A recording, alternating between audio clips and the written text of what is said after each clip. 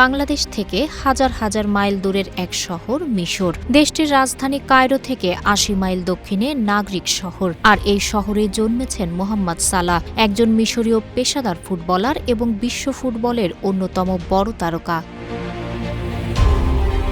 মাঠে গোল করার পর দুই হাত তুলে মহান আল্লাহর দরবারে সিজদায় লুটিয়ে পড়া সালাহ আজ বিশ্ব মুসলিমের এক অনন্য বিজ্ঞাপন। তবে তার এই কৃতজ্ঞতাবোধ শুধু মাঠের সবুজ ঘাসে সীমাবদ্ধ নয়, এর আসল প্রতিফলন দেখা যায় তার জন্মভূমি মিশরের ধুলি মলিন গ্রামগুলোতে।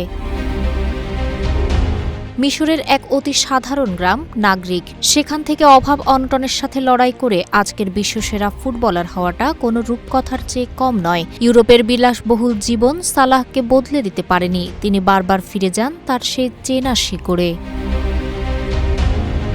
সালাহর বিনয় নিয়ে অনেক সুনাম আছে। যখন থেকে মোটা অঙ্কের অর্থ উপার্জন শুরু করেছেন, সবার আগে নিজের এলাকা নাগরিকের উন্নতির জন্য কাজ করা শুরু করেছেন। একখানা জিমে স্থাপন করেছেন নিজের নামে, কিন্তু সবার জন্য উন্মুক্ত। নিজ উদ্যোগে ফুটবল খেলার উপযোগী পিচ করে দিয়েছেন আইয়াদ আল তান্তাওয়ে স্কুলে, যেখানে তিনি পড়াশোনা করেছেন। অর্থের ঝনঝনানিতে ভুলে যাননি নিজের শিকড়কে। এমনকি তারকা হওয়ার পর যখন তার ঘরে এক চোর চুরি করতে ঢুকেছিল, তার বাবা মামলা করেন। চোর ধরা পড়লে সালাহ তাকে ছাড়িয়ে আনেন। শুধু তাই নয়, তিনি তাকে আর্থিক সাহায্য করে জীবন বদলানোর পরামর্শ দিয়ে চুরি ছাড়তে বলেন। সালাহর উদারতা কেবল তার গ্রামেই সীমাবদ্ধ নয়। ২০১৯ সালে কায়রোর ন্যাশনাল ক্যান্সার ইনস্টিটিউটে সন্ত্রাসী হামলার পর চিকিৎসা ব্যবস্থা সচল করতে তিনি প্রায় $৩ মিলিয়ন দান করে অনন্য মানবিক দৃষ্টান্ত স্থাপন করেন।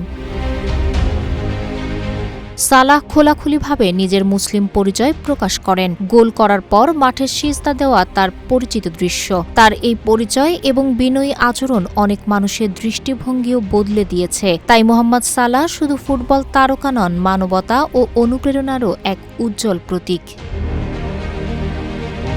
তাহেরা আক্তার, রূপালী বাংলাদেশ।